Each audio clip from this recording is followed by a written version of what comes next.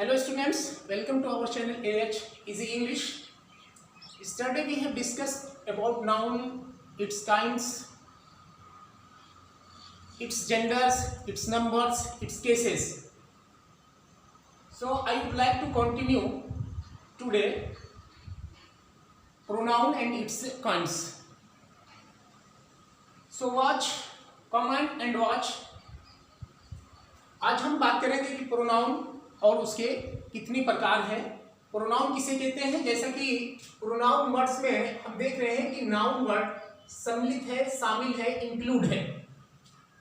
Pronoun is a substitute word of noun, यानी ये वो वर्ड होता है जो संज्ञा के लिए बोला जाता है। अगर संज्ञा नहीं होती तो प्रोनाउन नहीं बन पाता, यानी संज्ञा के लिए प्रयुक्त किया जाने वाला, बोला जाने वाला शब्द, प्रयोग में लाया जाने वाला शब्द ही क्या होता है, प्रोनाउन होता है। इसको हम हिंदी में क्या कहते हैं, सर्वनाम कहते हैं। ये वो वर्ड होता है जो किसी संज्ञा के, किसी नाउन के स्थान पे बोला जाता है, इसीलिए हम इसे क्या कहते हैं, प्रोनाउन कहते हैं। वी में से Hari is absent because Hari is ill. हम कह सकते हैं हरी एब्सेंट है क्योंकि हरी बीमार है। अब हरी यहाँ पर भी एक ही सेंटेंस को देख रहे हैं हम, हरी यहाँ भी है और एक बार फिर हरी यहाँ है, दोबारा उसी सेंटेंस में हरी का यूज किया गया है। तो to avoid the repetition of the word Hari, we may call he. Hari is absent because he is it. Now he is pronoun and that kinds of pronoun to which we call personal pronoun. तो हम समझ गए हैं कि pronoun किसे कहते हैं। अभी आपके सामने हरी यहाँ पे लिखा हुआ था, अब हरी को हम इरेज कर दिए, उसको मिटा दिया और उसकी जगह पे हमने क्या लिखा, ही लिखा है। तो यही ही वर्ड जो है आपके लिए ये क्या है, प्रोनाउन है। यानी ये ऐसा शब्द है जो किसके लिए प्रयोग हुआ है, हरी के लिए प्रयोग हुआ है यहाँ पर। तो हरी क्या है, ही क्या है, यहाँ पे प्रोनाउन है। आपको समझ में आ गया होगा कि प्रोनाउन किसे कहते हैं, यानी वो शब्द जो संज्ञा के स्थान पे बोला जाता है, संज्ञा के स्थान पर लिखा जाता है, उसे ही हम क्या कहते हैं, प्रोनाउन या सर्वनाम कहते हैं। A word that is used instead of a noun is called pronoun. अगर हम इस प्रोनाउन को कैटेगराइज करें तो प्रोनाउन की कितनी कैटेगरियां हैं, प्रोनाउन की कैटेगरियां हैं। तो सबसे पहले उन कैटेगरी में हम देखते हैं कि पर्सनल प्रोनाउन।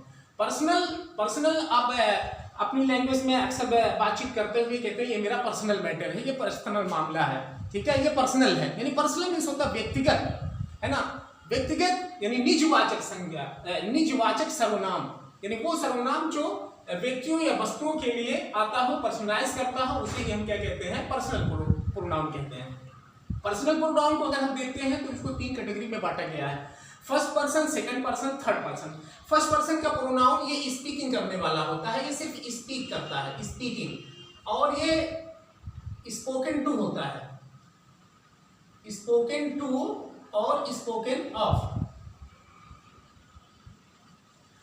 आपके सामने लिखा हुआ है 3% के प्रोनाउन है, यानी आप पर्सनल प्रोनाउन को अगर हम कैटेगराइज कर रहे हैं तो ये आ रहा है I, we, you, he, she, it, they. ये इतना जो है पर्सनल प्रोनाउन कहलाते हैं। आई और वी को हम फर्स्ट पर्सन का प्रोनाउन कहते हैं। फर्स्ट पर्सन का प्रोनाउन इसलिए है क्योंकि ये हमेशा बोलता है, ये हमेशा बोलता रहता है, ये सुनने का काम नहीं करता। जैसे आप कहो I am reading a book, आप क्या कर रहे हो, काम कर रहे हो, बोल रहे हो। या we are going to school, हम स्कूल जा रहे हैं, यानी आई और वी यहाँ पे क्या कर रहे हैं, बोल रहे हैं।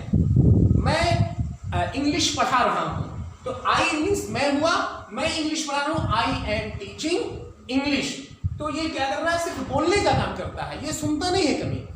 तो फर्स्ट पर्सन के प्रोनाउन सिर्फ बोलने का काम करते हैं। और वहीं पे अगर हम देखें स्पोकन टू यानी सेकंड पर्सन का जो प्रोनाउन है, यू, ये हियरिंग करता है, सिर्फ सुनने का काम करता है। जैसे यू आर राइटिंग वेल, आप अच्छा लिखते हो। बोला मैं हूं, लेकिन आपके बारे में बोला गया, आप मेरे सामने मौजूद हो और आपने मेरी बातों को क्या किया, सुन लिया। तो यू जो होता है हमेशा ये सुनने का काम करता है, यानी फर्स्ट पर्सन का प्रोनाउन बोलने का काम करता है और सेकंड पर्सन का प्रोनाउन क्या करता है, सुनने का काम करता है। लेकिन एक अगले का एक और कैटेगराइज का पर्सन प्रोनाउन है जिसको हम थर्ड पर्सन का कहते हैं, और वो है he, she, it, they. He, she, it, they ये क्या है, ये जो है इसके बारे में, इसके विषय में बोल दिया जाता है। जैसे अगर कहा जाता है he is going to school, वो स्कूल जा रहा है, यानी ही उसके बारे में कह दिया गया, लेकिन जब उसके बारे में कहा गया तो वो हमारे सामने प्रेजेंट नहीं था। अगर प्रेजेंट होता तो हम उसको यू बोल देते, ही नहीं बोलते। तो यानी यू जो है, जो सुनने का काम करता है, जिस वक्त बोला जा रहा है, यानी फर्स्ट पर्सन का पर्सन जब बोल रहा है तो वो उसके सामने मौजूद है, लेकिन ही, शी, इट और दे, ये जब स्पीकिंग हो रही होती है, बात कही जा रही होती है, तो वो उस वक्त उसके सामने प्रेजेंट नहीं होते हैं, बल्कि वो सुनने का काम नहीं करते हैं, उनके विषय में सिर्फ कह दिया जाता है, इसलिए इसको हम थर्ड पर्सन का प्रोनाउन कहते हैं।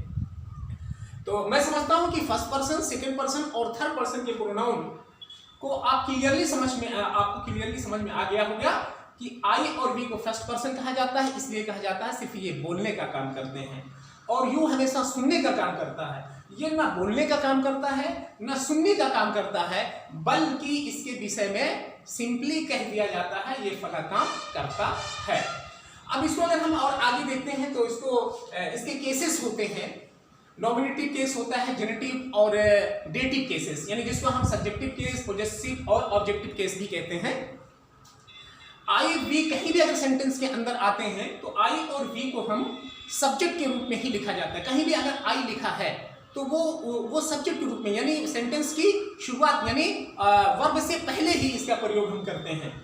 उसी तरह से यू को भी सब्जेक्ट की तरह ही प्रयोग किया जाता है। ही, शी, इट, दे को भी हम क्या करते हैं, सब्जेक्टिव केस के ये प्रोनाउन है, और इनका कहीं भी अगर सेंटेंस के अंदर यूज होता है तो ये सारे वर्ड आपको जो मिलेंगे ये वर्ब से पहले ही आते हैं, यानी ये ऐसे प्रोनाउन है जो सब्जेक्ट ऑफ द वर्ब जिनका प्रयोग किया जाता है। दूसरे है, हम देखते हैं दूसरी कैटेगरी में my, mine, our, your, yours, his, her, its, their. यहाँ पे गौर करने की बात है, यहाँ पे योर भी है और योर्स भी है। ये आपका योर जो होता है ये पोजीशन को शो करता है, और हिच, हर, इट्स, देयर, यानी ये सारे जो हैं प्रोनाउंस जो हैं, पर्सनल प्रोनाउंस जो हैं, ये पोजीशन को शो करते हैं। इनके साथ कोई ना कोई नाउन ऐड होता है, और तो वो उस वक्त क्या हो जाते हैं, एडजेक्टिव हो जाते हैं। जैसे माई बुक, अगर माई बुक कहा गया तो माई को बुक से पहले ऐड किया, और बुक आपका नाउन है, इसलिए माई क्या हो जाता है, वहां पे एडजेक्टिव हो जाता है। तो मैं ये कहना चाहता हूं कि ये जो है माई, माइन, ओवर, योर, योर्स, ये क्या होते हैं, ये अथॉरिटी को शो करते हैं। जब सब्जेक्ट क्या किसी वस्तु पर अधिकार शो करता है, जैसे कहो दिस इज माई बुक, यानी इस किताब पे किसका अधिकार है, मेरा अधिकार है। तो यानी पोजीशन को शो करने के लिए, अथॉरिटी को शो करने के लिए इन वर्ड्स का हम यूज करते हैं, यानी ये पॉजिटिव केस के प्रोनाउन है। ऑब्जेक्टिव केस के प्रोनाउन क्या होते हैं, मी, अस, यू, हिम, हर, इट और देयर, देम। इनका हम प्रयोग करते हैं वर्ब के बाद में करते हैं, वर्ब के बाद इनका प्रयोग किया जाता है, यानी जब इनका यूज सेंटेंस के अंदर वर्ब के ऑब्जेक्ट के रूप में किया जाता है तो उसे हम ऑब्जेक्टिव केस का प्रोनाउन कहते हैं। तो अगर हम फर्स्ट पर्सन के प्रोनाउन को देखें तो फर्स्ट पर्सन का प्रोनाउन आपके सामने है I, we, you, he, she, it, they, और इसके तीन कैटेगरियां में इनको हम बांटे गए हैं, सब्जेक्टिव केस, पॉजेसिव केस और ऑब्जेक्टिव केस। आगे हम बढ़ते हैं, पर्सनल प्रोनाउन के बाद हमारा अगला प्रोनाउन आता है, हम देखते हैं इंट्रोगेटिव प्रोनाउन। इंट्रोगेटिव प्रोनाउन क्या होते हैं, जैसा कि वर्ड इंट्रोगेशन अपने आप में खुद बताता है कि सवाल का पूछना, क्वेश्चन का करना, प्रश्न का पूछना ही क्या होता है, यानी ऐसे वर्ड जो क्वेश्चन को आस्क करते हैं, क्वेश्चन को पूछते हैं, उसे ही हम क्या कहते हैं, इंट्रोगेटिव प्रोनाउन कहते हैं। यानी the words which are used for asking questions, question करने के लिए जिन वर्ड्स का हम यूज करते हैं उसे ही हम क्या कहते हैं, इंट्रोगेटिव प्रोनाउन कहते हैं। जैसे हु रोट दिस बुक, यहाँ देखिए इंट्रोगेटिव का साइन है, साइन ऑफ इंट्रोगेशन यहाँ भी है, साइन ऑफ इंट्रोगेशन यहाँ भी है, यानी तीनों सेंटेंस जो हमारे हैं वो इंट्रोगेटिव सेंटेंस हैं। अच्छा, इन सभी तीनों सेंटेंसेस के अंदर जो सवाल पूछने का काम किया है, जो क्वेश्चन करने का काम किया है, ये किया है हु, और यहाँ किया है व्हाट, और यहाँ किया है व्हिच। तो ऐसे वर्ड्स जो क्वेश्चन करने का काम करते हैं उन्हें हम इंट्रोगेटिव प्रोनाउन कहते हैं। तो हु रोट दिस बुक, इस किताब को किसने लिखा, व्हाट इज द मैटर, क्या मामला है, विच इज योर हाउस, तुम्हारा घर या आपका घर कौन है। तो who, what, which, why, where, when, ये सारे जो वर्ड्स हैं ये इंट्रोगेटिव वर्ड होते हैं, ये इंट्रोगेटिव प्रोनाउन होते हैं। लेकिन इसका यूज किस तरह से होता है, कभी कभी यही जो है इंट्रोगेटिव एडजेक्टिव भी होते हैं। देखिए हम आगे देखते हैं, जैसे अगर हम कहें विच बुक इज योर, तुम्हारी किताब कौन है। अब यहां पे देखिए ये जो बुक नाउन है, जो आपका हेड वर्ड है, उससे पहले विच आया है, तो ये इंट्रोगेटिव एडजेक्टिव हो गया यहां पर। अगर विच के तुरंत बाद एट वंस हमको वर्ब मिल जाती तो ये क्या बनता, इंट्रोगेटिव प्रोनाउन बनता। यानी जब यही वर्ड के बाद कोई मुख्य नाउन मिलता है तो ये एडजेक्टिव बन जाते हैं, और इन्हीं के बाद अगर तुरंत वर्ब मिलती है तो ये प्रोनाउन बन जाते हैं। ये प्रोनाउन तब है जब इनके तुरंत बाद वर्ब मिले। जैसे हु के तुरंत बाद हमको क्या मिला है, रोट मिला है। व्हाट के तुरंत बाद हमको इच मिला है। विच के बाद हमको वर्ब मिला है, यानी इच फिर मिला। तो कहने का मतलब ये है, जो ये सर्किल वाले वर्ड हैं ये इंट्रोगेटिव प्रोनाउन है, लेकिन यहाँ पे जो सर्किल वाला ये वर्ड विच है ये आपका इंट्रोगेटिव एडजेक्टिव है। इसको थोड़ा सा देखने पे सरसरी नजर से भी अगर हम देखते हैं तो समझ में आ जाएगा, बहुत टिपिकल चीज नहीं है। क्योंकि जब किसी भी नाउन से पहले विच, पार्ट, वेयर, व्हेन एक्सेट्रा इसका यूज किया जाता है तो ये एडजेक्टिव हो जाते हैं, और लेकिन यही तब प्रोनाउन बन जाते हैं जब इनके तुरंत बाद क्या आती है, वर्ब आ जाती है। तो इंट्रोगेटिव प्रोनाउन हमको क्लियर हो गया कि ऐसे वर्ड्स जो क्वेश्चन करने का काम करते हैं, जो हमसे कोई सवाल कर लेते हैं, उसे ही हम क्या कहते हैं, इंट्रोगेटिव प्रोनाउन कहते हैं। हम आगे बढ़ते हैं, कंटिन्यू करते हैं। अगला है हमारा डिमॉन्स्ट्रेटिव प्रोनाउन। डिमॉन्स्ट्रेटिव प्रोनाउन क्या कहते हैं, डिमॉन्स्ट्रेटिव प्रोनाउंस उसे कहते हैं जो संकेतवाचक होता है, जो किसी ऑब्जेक्ट की तरफ पॉइंट आउट करता है, जो किसी की तरफ इशारा करता है, उसे ही हम क्या कहते हैं, डिमॉन्स्ट्रेट कहते हैं। डिमॉन्स्ट्रेट मींस होता है डिस्प्ले करना, प्रदर्शन करना। यानी pronouns that are used to point out the objects to which they refer, यानी जिस ऑब्जेक्ट को, जिस वस्तु को वो रिफर करना चाहते हैं, वो संदर्भित करना चाहते हैं, जब उसकी तरफ कोई इशारा किया जाता है, संकेत किया जाता है, तो उसे ही हम क्या कहते हैं, डिमॉन्स्ट्रेटिव प्रोनाउन कहते हैं। Demonstrative pronoun this, that, these, those है, लेकिन यही words this, that, these, those demonstrative adjective भी हैं। जिस तरह से यहाँ हमने इंट्रोगेटिव प्रोनाउन को स्टडी किया है, उसी के पैरेलल हम अगर चाहें तो डिमॉन्स्ट्रेटिव एडजेक्टिव को भी स्टडी कर सकते हैं। जैसे दिस इज माई बुक, अब यहाँ दिस क्या है, ये संकेतवाचक है, ये इशारा कर रहा है। दैट क्या है, इशारा कर रहा है, संकेतवाचक है। और दीज भी क्या है, ये पॉइंट आउट कर रहा है। तो यानी ये वर्ड हमारे यहाँ ये पॉइंट आउट कर रहे हैं। दिस पॉइंट आउट कर रहा है बुक को, दैट कर रहा है वॉच को, और दिस कर रहा है एक्सक्यूजेस को। ये क्या करते हैं, ये पॉइंट आउट करते हैं।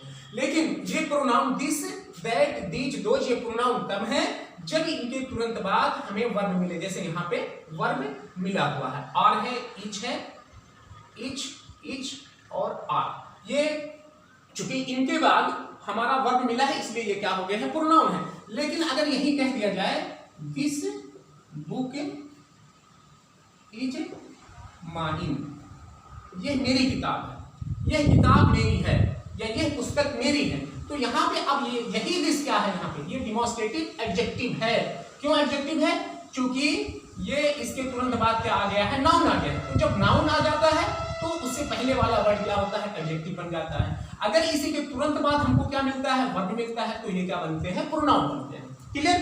तो डिमॉन्स्ट्रेटिव एडजेक्टिव और डिमॉन्स्ट्रेटिव प्रोनाउन को हम पैरेलल आज ही स्टडी कर लिए हैं। तो दिस, दैट, दीज, दोज ये डिमॉन्स्ट्रेटिव वर्ड है, और यही डिमॉन्स्ट्रेटिव प्रोनाउन भी है। इन्हीं को डिमॉन्स्ट्रेटिव एडजेक्टिव भी कहा जाता है। इनका यूज किस तरह से होता है उस पर डिपेंड करता है। अगर यूज इनका प्रोनाउन की तरह हुआ तो उसको प्रोनाउन बोलेंगे, और अगर इसका यूज जो है एडजेक्टिव की तरह हुआ है तो उसको हम एडजेक्टिव बोलेंगे। आगे चलते हैं, हम देखते हैं इंडेफिनिट प्रोनाउन। इंडेफिनिट प्रोनाउन क्या होता है, ये अनिश्चित होता है। यानी जब सब्जेक्ट को हम निश्चित ना कर पाए, क्लियर ना कर पाए, तो उसे हम इंडेफिनिट प्रोनाउन कहते हैं। The pronouns that are used to refer persons और thing in general way, not in particular.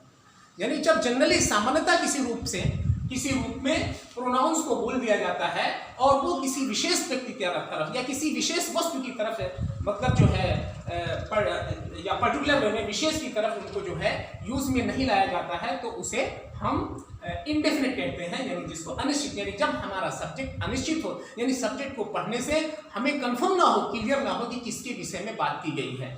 जैसे ये वर्ड कौन कौन से होते हैं, ऑल है, नोबडी कहें, नोबडी है, नन है, सम, फ्यू, मेनी, वन, ये ऐसे वर्ड हैं। अगर कहो समबडी, कुछ लोग, तो अब कुछ लोग कौन हो सकते हैं, ये अनिश्चित हो रहा है। ये तो नन ऑफ देम, उनमें से कोई नहीं। अब उनमें से कोई नहीं मतलब कौन है, ये भी अनिश्चित हो रहा है। Many students were going to school, कई स्टूडेंट्स जो है स्कूल जा रहे थे। तो मेनी क्या है, ये भी अनिश्चित है, उसमें से क्लियर नहीं है कि फला फला फला फला फला स्कूल जा रहा था। तो इसलिए इसको हम क्या कहेंगे, अनिश्चित कहते हैं, इनडिफरेंट कहते हैं। जैसे यहाँ पे आपको एक सेंटेंस लिखा है, ऑल नो दिस, सबको यह बात पता है। ऑल नो दिस, सब लोग इसे जानते हैं। अब ऑल मतलब ये ऐसा है, ये ऐसा प्रोनाउन है जो क्या कह रहा है कि मैं इंडिफिनिट हूं। और यहाँ पे नोबडी क्या है, ये इंडिफिनिट है। नोबडी केम हियर, कोई यहाँ नहीं आया। और अगले है नन हेल्प्ड हिम, उसकी सहायता किसी ने नहीं किया। तो जो सर्किल में है, ऑल है, नोबडी, नन है, या सम है, फ्यू है, मेनी है, वन है, ये हमारे जो सब्जेक्ट हैं ये इंडिफिनिट हैं। इनके द्वारा किसी खास व्यक्ति या वस्तु का होना नहीं पाया जाता है, क्लियर नहीं हो पाता है। ये जनरल वे में सब्जेक्ट को जो है रिफर करते हैं, आगे बढ़ाते हैं। ऐसे ही प्रोनाउंस को हम इंडेफिनिट प्रोनाउन कहते हैं। क्लियर, ऑल न्यू दिस, सबको ये बात पता है। नोबडी केम हियर, कोई यहाँ नहीं आया। नन हेल्प्ड हिम, किसी ने उसकी सहायता नहीं किया। तो किसी ने या सबने, ये अनिश्चित माना जाता है। या कुछ कहें, या हम अनेकों कहें, या एक कहें कि एक ने मेरी सहायता कर दी, वन हेल्प्ड मी, एक ने मेरी मदद की। अब एक मालूम नहीं कौन सा व्यक्ति हो सकता है, वो क्लियर नहीं हो रहा। तो ऐसी कंडीशंस में जो प्रोनाउंस, यानी ये सारे जो प्रोनाउंस हैं उनको हम इंडिफिनिट कहते हैं। आगे हम बढ़ते हैं, हम अगला देखते हैं, पॉइंट आउट करते हैं डिस्ट्रीब्यूटिव प्रोनाउन। डिस्ट्रीब्यूटिव प्रोनाउन, कौन सा प्रोनाउन डिस्ट्रीब्यूटिव होता है उसको हम देखते हैं। Distributive pronoun, they refer to persons और thing one at a time. यानी जब सेंटेंस के अंदर एक ही व्यक्ति, जब सेंटेंस के अंदर एक ही समय में सभी व्यक्तियों और वस्तुओं की तरफ क्या होता है, सूचित करने लगे। यानी सेंटेंस के अंदर आया हुआ वो प्रोनाउन जो उस सेंटेंस के अंदर समस्त व्यक्तियों या समस्त वस्तुओं को सूचित करे, इंगित करता है, उसे ही हम क्या कहते हैं, डिस्ट्रीब्यूटिव प्रोनाउन कहते हैं। तो दे रिफर, यानी such kinds of persons refer to persons और things one at a time, एक ही समय में सभी के लिए क्या करते हैं, वो सूचित करने लगते हैं। जैसे read either of these book, हमारे सामने ईदर ऑफ दीज बुक्स, आप इन बुक किताबों में से, इन पुस्तकों में से प्रत्येक को पढ़ो। यानी ईदर का मतलब ये हुआ प्रत्येक, हर एक किताब को आपको क्या करना है, पढ़ना है। Each of you can go, यहाँ पे ईच क्या है, ये भी क्या है, डिस्ट्रीब्यूट कर रहा है। ईच ऑफ यू कैन, यानी आप में से प्रत्येक जा सकते हो, हर एक इसमें से क्या करता है, जा सकता है। तो नीदर है, ईदर, नीदर, ईच, एवरी, ये सारे जो वर्ड्स होते हैं, ये सारे प्रोनाउन होते हैं, इन्हें हम क्या कहते हैं, डिस्ट्रीब्यूटिव प्रोनाउन कहते हैं। ये सेंटेंस के अंदर जब आते हैं तो सिर्फ एक व्यक्ति या वस्तु के लिए नहीं, बल्कि सेंटेंस के अंदर मौजूद तमाम व्यक्ति या वस्तु जिनकी तरफ इशारा हो रहा है, उस सब के लिए सूचित करना है, सबको अवगत कराने लगते हैं। इसलिए ये, इनको हम क्या कहते हैं, डिस्ट्रीब्यूटिव कहते हैं। क्लियर।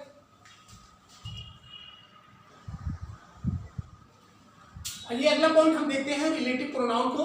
ये रिलेटिव प्रोनाउन वो वर्ड होता है जो दो स्टेटमेंट को, जो दो सेंटेंसेस को ज्वाइन करता है, कनेक्ट करता है, मिलाता है, इसे ही हम रिलेटिव प्रोनाउन कहते हैं। ऐसे वर्ड्स को, ऐसे प्रोनाउन को हम रिलेटिव प्रोनाउन कहते हैं, जो दो कथनों को या दो वाक्यों को आपस में मिलाने का कार्य करता है, उसे ही हम रिलेटिव प्रोनाउन कहते हैं।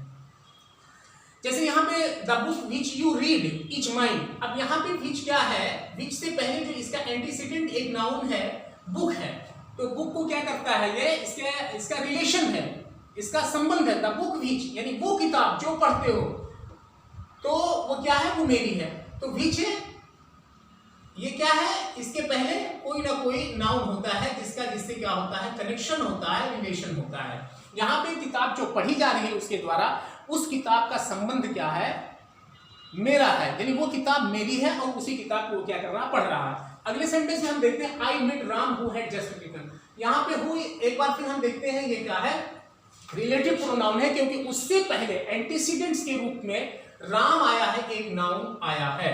तो राम का, राम, आई मेट राम, मेरी मुलाकात किससे हुई, राम से हुई, जो अभी तुरंत क्या है, वापस आया है।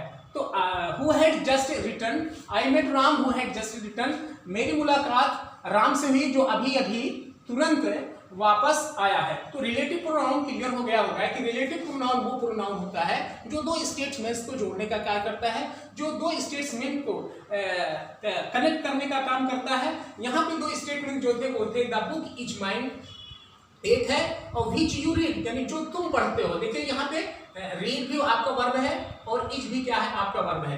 तो हम जानते हैं कि एक सिंपल सेंटेंस अगर बनता है तो एक सिंपल सेंटेंस में सिर्फ एक ही फाइनाइट वर्ब होती है, लेकिन यहाँ इस सेंटेंस के अंदर दो फाइनाइट वर्ब है। इससे तुरंत हमको समझ में आ जाना चाहिए कि इसमें दो सेंटेंस को मिलाया गया है, जोड़ा गया है, कनेक्ट किया गया है, तभी जाकर के दो क्या कहते हैं, दो वर्ब आए हैं, दो फाइनाइट वर्ब आए हैं। यहाँ पे अगर हम देखते हैं, यहाँ पे मेक एक फाइनाइट वर्ब है, दूसरा हैड के साथ साथ जो रिटर्न आया हुआ है ये भी क्या है, वर्ब है। तो दो सेंटेंस यहाँ पर भी है, दो सेंटेंस को ज्वाइन करते हुए एक सेंटेंस बनाया गया है। दो फाइनाइट वर्ब यहाँ भी हमको मिल रही हैं, जिससे ये भी क्या है, इसमें रिलेटिव प्रोनाउन का यूज हुआ है।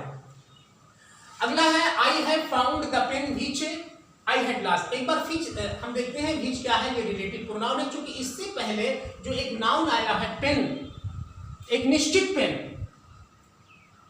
वो क्या है, मिल चुकी है, जो खो गई थी, यानी जो पेन खो चुकी थी, गायब हो गई थी, वो पेन क्या हुई है, उसे मिल गई है। तो हम समझ रहे हैं कि आप लोग आप सबको ये रिलेटिव प्रोनाउन अंडरस्टूड हो गया होगा कि ये एक ऐसा प्रोनाउन होता है जो दो सेंटेंसेस को, जो दो स्टेटमेंट्स को कनेक्ट करता है, ज्वाइन करता है, और ये हमेशा इसका प्रयोग जिसके लिए आता है उसके तुरंत बाद लिखा जाता है। यानी इस रिलेटिव प्रोनाउन से पहले जो आता है उसी का उससे क्या होता है, कनेक्टिविटी होती है। हम आगे बढ़ते हैं, अगला प्रोनाउन हमको मिलता है रिफ्लेक्सिव प्रोनाउन। रिफ्लेक्स आप लोगों ने फिजिक्स में पढ़ा होगा, आपतित किरण और परावर्तित किरण, यानी रेस का परावर्तन होना, रिफ्लेक्स करना, यानी जिस एंगल से आती हैं और वो क्या होती है, टकराने के बाद क्या होती है, फिर वापस चली जाती हैं, उसे ही हम कहते हैं, यानी वापस जाना, जहां से आना वहीं को फिर वापस जाना, उसी की ओर फिर मुड़ जाना, उसे ही हम क्या कहते हैं, रिफ्लेक्स करते हैं। यानी यहाँ पे जो एक्शन होता है, सब्जेक्ट जो एक्शन करता है, उस एक्शन का जो प्रभाव होता है वो किसी अन्य व्यक्ति या वस्तु पर ना पहुंचते हुए वापस उसी तक आ जाता है, उसे ही हम क्या कहते हैं, रिफ्लेक्सिव प्रोनाउन कहते हैं। यानी when the action done by the subject turns back upon the subject, जब सब्जेक्ट के द्वारा किया गया कार्य आगे ना बढ़ते हुए वापस उसी तक पहुंच जाता है, तो उसे हम क्या कहते हैं, रिफ्लेक्सिव प्रोनाउन कहते हैं। रिफ्लेक्सिव प्रोनाउन ये आपका कंपाउंड प्रोनाउन होता है, इसमें सेल्फ जोड़ा जाता है। जैसे आपका पॉजिटिव केस के जितने अभी ऊपर लिखा हुआ था पर्सनल प्रोनाउन के तहत पॉजिटिव केस में, जैसे माई और आपका आवर, आपका देयर, आपका हर, आपका हिच, आपका योर, इसमें जब हम सेल्फ जोड़ देते हैं तो वही क्या होता है, रिफ्लेक्स हो जाता है। तो आप माई सेल्फ और यहाँ पे हर सेल्फ, ये आपके क्या है, रिफ्लेक्सिव प्रोनाउन है। यानी myself, herself, his self, himself, ourselves, themselves, itself, ये सब क्या है, रिफ्लेक्सिव प्रोनाउन है। और यही इंफैटिक भी प्रोनाउन है, लेकिन रिफ्लेक्सिव प्रोनाउन और इंफैटिक प्रोनाउन का यूज अलग अलग होता है। जब सब्जेक्ट के द्वारा यहाँ पे जो भी कार्य किया जा रहा है वो कार्य वापस सब्जेक्ट को वापस आ गया है, जैसे हर्ट मींस चोटिल पहुंचाना, जहां सब्जेक्ट को जो चोट पहुंची है किसी अन्य व्यक्ति या वस्तु ने चोट नहीं पहुंचाया है, बल्कि जो भी कार्य आई के द्वारा किया जा रहा था उस कार्य का प्रभाव टर्न हो गया, वापस हो गया, बैक हो गया है आई को। यहाँ पे सी डिसीव्ड हरसेल्फ है। अगले सेंटेंस में हम देखते हैं कि सी डिसीव्ड हरसेल्फ, उसने अपने आप को धोखा दिया, उसने किसी अन्य व्यक्ति को धोखा नहीं दिया है, बल्कि इसने जो धोखा देने की बात की है इस सब्जेक्ट ने, वो उससे प्रभावित कोई अन्य व्यक्ति नहीं हुआ, बल्कि उसका असर, उसका प्रभाव उसी सब्जेक्ट पे आ गया है। इसीलिए हम इसको क्या कहते हैं, रिफ्लेक्सिव प्रोनाउन कहते हैं। और रिफ्लेक्सिव प्रोनाउन ये क्या होता है, ये आपके जो है ऑब्जेक्ट के रूप में होते हैं, यानी जब हमको वर्ब मिल जाती है उसके बाद लिखे जाते हैं। यहाँ पे देखिए डिसीव्ड है, डिसीव्ड के बाद हर सेल्फ है, यहाँ हर्ट के बाद माई सेल्फ है। लेकिन अगर हम आगे बढ़ते हैं, कंटिन्यू करते हैं इंफैटिक प्रोनाउन को, जिसपे हम बल देते हैं, जोर देने के लिए किया जाता है। जब किसी बात पे हम जनरल वे में ना कहते हुए उसको इम्फेसाइज कर दें, उसको बलपूर्वक कहें, तो उसे हम क्या कहते हैं, इंफैटिक कहते हैं। When the compound personal pronoun is used for the sake of emphasis, बलपूर्वक, किसके वास्ते? बल देने के लिए, जोर देने के लिए अगर किया जाता है तो उसे हम क्या कहते हैं? इंफेटिक प्रोनाउन कहते हैं। और इंफेटिक प्रोनाउन जो होता है वो वर्ब से पहले यूज होता है, वर्ब से पहले यूज होता है। जैसे यहाँ पे आई माई सेल्फ, अब यहाँ आई डिड इट, अब मान लिया आपने कोई काम किया, आई डिड इट, मैंने इसे किया, अगर उसी को कहा जाता है आई माई सेल्फ डिड इट, मैं अब उस काम को आपने जो किया उसके आप बल दे रहे हो, एम्फसाइज कर रहे हो कि इस काम को कोई और नहीं किया बल्कि मैंने ही इसे किया है। तो आई माई सेल्फ, शी हरसेल्फ, उसने ही ऐसा कहा, उसने ही ऐसा कहा। तो यहाँ पे हरसेल्फ है और यहाँ पे माई सेल्फ, ये क्या है? इंफेटिक प्रोनाउन है। देखिए यहाँ पे ये क्या थे? रिफ्लेक्सिव प्रोनाउन थे, यहाँ पे ये रिफ्लेक्सिव प्रोनाउन थे, लेकिन यहाँ पे ये क्या है? ये इंफेटिक प्रोनाउन है, क्योंकि इनका यूज वर्ब से पहले हुआ है, इनका यूज वर्ब से पहले हुआ है, लेकिन यहाँ पे वर्ब के बाद में इनका प्रयोग हुआ है। तो जब वर्ब के बाद प्रयोग में आते हैं यही सारे वर्ड, तो वो रिफ्लेक्सिव होते हैं, लेकिन जो वर्ब से पहले आते हैं, सब्जेक्ट के तुरंत बाद और वर्ब से पहले, तो वो क्या हो जाते हैं? इंफेटिक प्रोनाउन होते हैं। Thank you so much. I hope that all of you would have understood the thoughts related to pronoun and its kinds.